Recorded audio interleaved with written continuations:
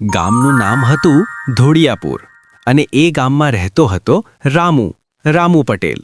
ઉંમર હતી 55 વર્ષ, પણ ચહેરા પર કરચલીઓ 60-70ની લાગે. કારણ ઉંમર નહોતી, મહેનત હતી, તડકો હતો, ચિંતા હતી ને ઉઘરાણી હતી.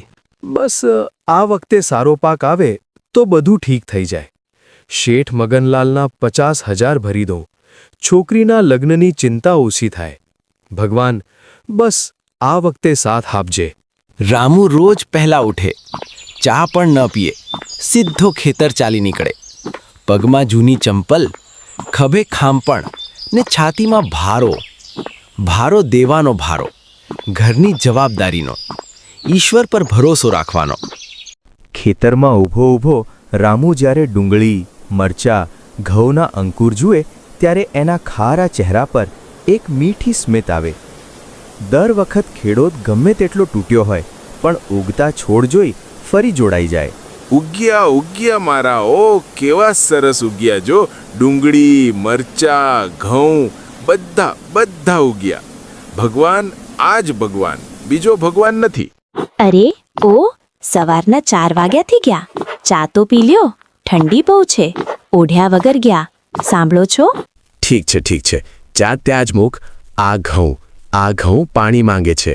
ભગવાન, આ માણસ ખેતી ન હોય તો ખાય ન ખાય, ઊંઘે ન ઊંઘે, પણ ખેતી માટે સૌ ભૂલી જાય. ભગવાન. દિવસો ગયા, અઠવાડિયા ગયા, ખેતર લહેરાવા લાગ્યું. ઘઉંના ડુંડા ભારે, ડુંગળી મોટી ને રામુ ને સાવિત્રી બંનેની આંખોમાં સ્વપ્ન ભરાઈ ગયા. આ વખતે ઠીક થઈ જશે. આ વાદળ ક્યાંથી?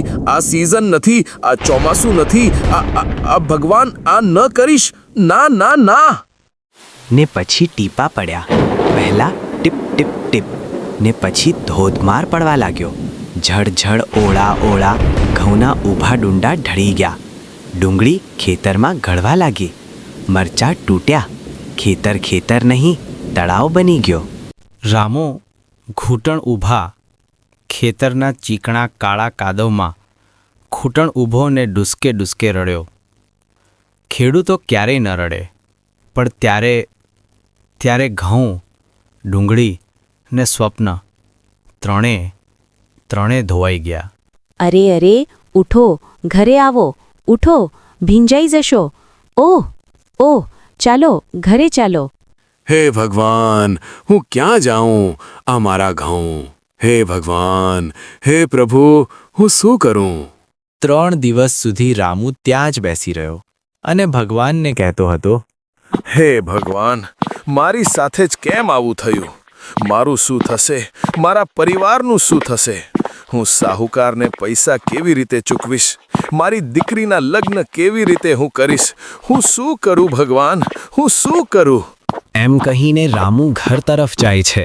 અને પછી રામુએ હાર ન માની. જેવું પાણી સુકાઈ ગયું અને તેને પછી ખેતીની બીજી સિઝન લીધી અને ખૂબ મહેનત કરી અને પાક ઉગાડ્યો. મહિનાઓ બીતી ગયા અને પાક ખૂબ સારો ઉગ્યો. રામુ બહુ ખુશ હતો અને રામુ સાવિત્રીને કહેતો હતો કે આપણો પાક ખૂબ સારો થયો છે. આ વખતે ભગવાને આપણી અરજી સાંભળી લીધી હો. શાહુકારના બધા પૈસા ચૂકવી દઈશું અને આપણી દીકરીના લગ્ન પણ કરી દઈશું. બીજા દિવસે શાહુકાર ઘરે આવે છે અને રામુને કહે છે, રામુ, હવે તું મારા પૈસા ક્યારે દઈશ મને? બસ, મારો આ પાક સારો થયો છે, હવે હું તમને પૈસા આપી દઈશ.